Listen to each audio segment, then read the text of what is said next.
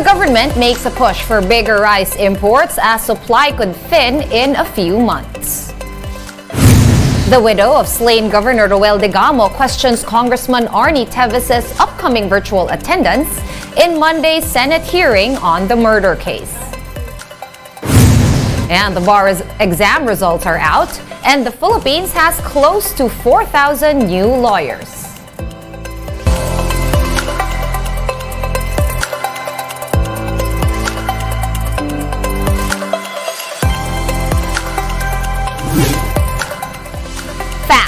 Focused and fearless. Here's a roundup of stories we're watching now. I'm Sean Yao.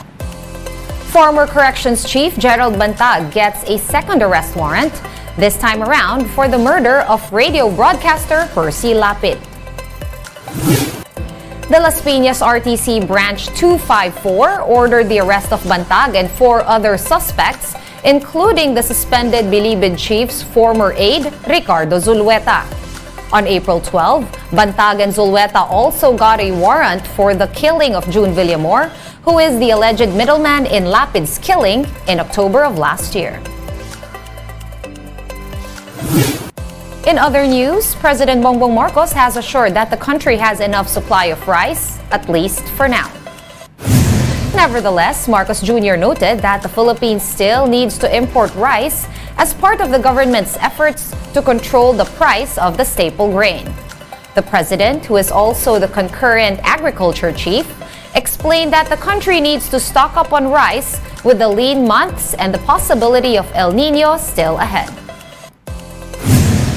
Maganda naman ang sitwasyon natin, hindi tayo magkukulang sa bigas at tinitignan natin lahat ng paraan upang ang presyo ay makontrol natin at hindi naman masyadong tataas.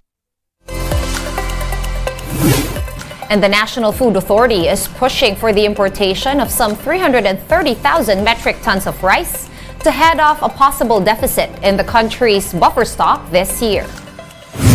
The proposed import is equivalent to 9 days of national consumption in July. The additional stock will also cover calamity and relief requirements for rice from July to December this year. But the Federation of Free Farmers is opposed to importation, reiterating the mandate of the NFA to source buffer stocks only from local farmers.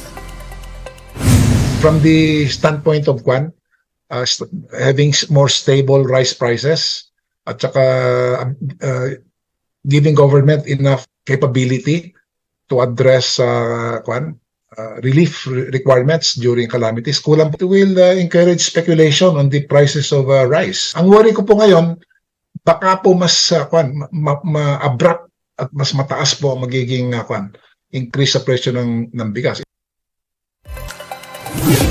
Mayor Janice Digamo appeals to the Senate to reconsider its decision to allow Congressman Arnie Teves to attend Monday's Senate inquiry via Zoom. In a letter addressed to Senator Bato de la Rosa, Mayor Digamo noted that allowing online attendance is unfair to those who will personally attend and that all should be treated equally. She also said that Teves is, quote, a fugitive who does not deserve to be afforded such accommodation. For his part, Senator De La Rosa said he will discuss the matter with the committee members. We have more stories for you after this quick break. Keep it here on One News.